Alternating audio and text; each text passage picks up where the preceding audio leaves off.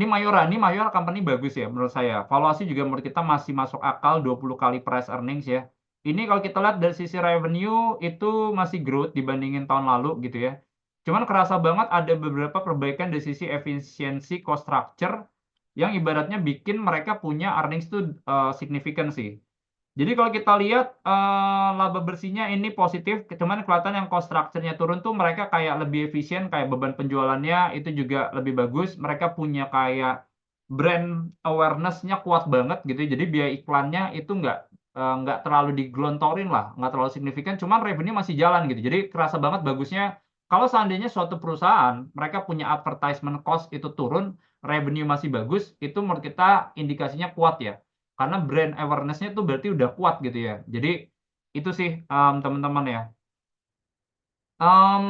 Operating level juga bagus kalau kita lihat in overall, positif ya.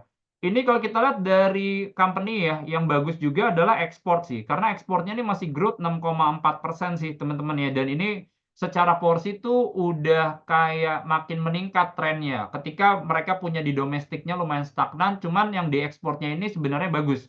Jadi porsi ekspornya itu udah 43,5%.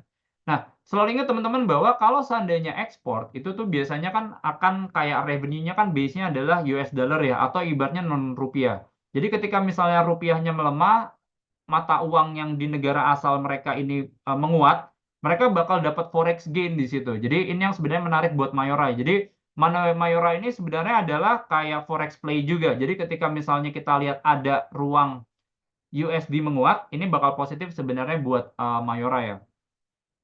So kita lihat positif ya, plus ke depannya company juga lagi ada bangun 2 pabrik, ini biskuit sama wafer, di Jawa Timur, allocate sekitar 4 triliun. Ini bakal dorong di sisi, revenue ya buat ke depannya ya. So kita suka juga neracanya juga utangnya juga sedikit ya teman-teman ya. So saya masih suka buat Mayora, target price-nya di 3.300 ya.